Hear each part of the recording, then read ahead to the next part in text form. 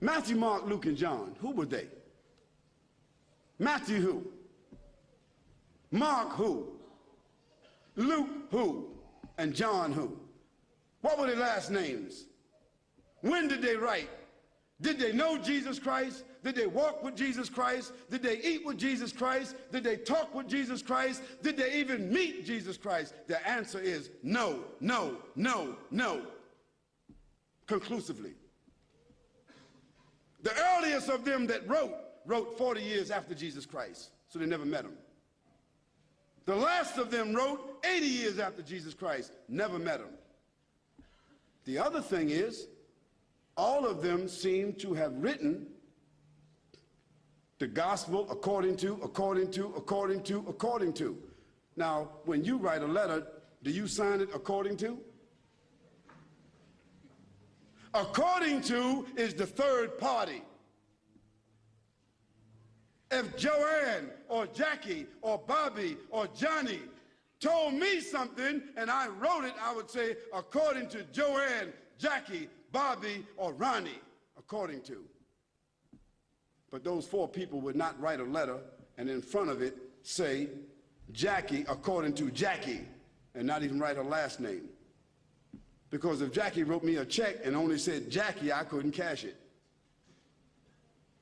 And if I was a policeman and I stopped Jackie on the road and she had a license that only said Jackie, she's going to jail.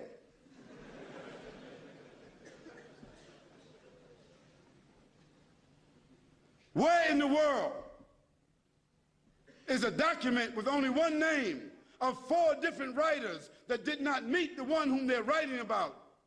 Where is that accepted in the whole world? Nowhere except in the Bible. And the church fathers and the church writers and the Christian historians, they all agree that perhaps those four writers themselves were only pen names. Because a writer would not write his first name according to. And there's a great amount of suspicion that the man called Paul, Saul of Tarsus, that because he wrote all the books from Acts all the way to the end of the New Testament, how many books is that? How many? 16, 15, 17, 19? All the books of Acts on, Colossians, Ephesians, Corinthians, Romans, Galatians, all of those books are written by whom? Paul, Saul of Tarsus, another man who never walked, who never talked, who never met, who never ate, who never prayed, who never knew Jesus Christ. Isn't that something? Now here we find four writers and another one between them that wrote all the New Testament books that never talked, never walked, never ate, never prayed, never met the man called Jesus Christ. Yet in their words, the first mentioning of the Trinity came from where? From Jesus or from them? The first mentioning of Jesus being divine, a man God, came from whom? From them. The first mentioning that Jesus is the Son of God came from whom? From them. Jesus never said in his own words any such words, but it was the men who never met him, who claimed to have written, who didn't know their last names. And Paul, by the way, before he had that vision on the road to Damascus that only he saw and only he heard, guess what his occupation was? Do you know?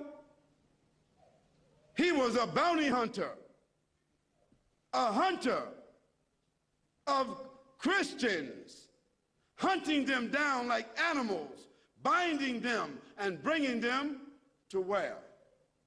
To Rome, so that they could be executed. Now, if Hitler, after killing thousands of Jews, said that on the road to Berlin, he had a vision that he was named an apostle to the Jews, and he wrote 20 books that all the Jews are supposed to follow, Do you think they would be following that book?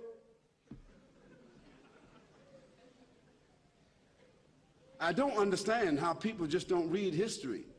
This is not what Khalid said, so don't get angry with me. This is your own scripture, your own Bible scholars, their own church fathers. All of them agree that Paul never met Jesus, that Matthew, Mark, Luke, and John never met Jesus. By the way, they were not disciples. Nor were they walkers and talkers of the disciples. They were just writers and historians.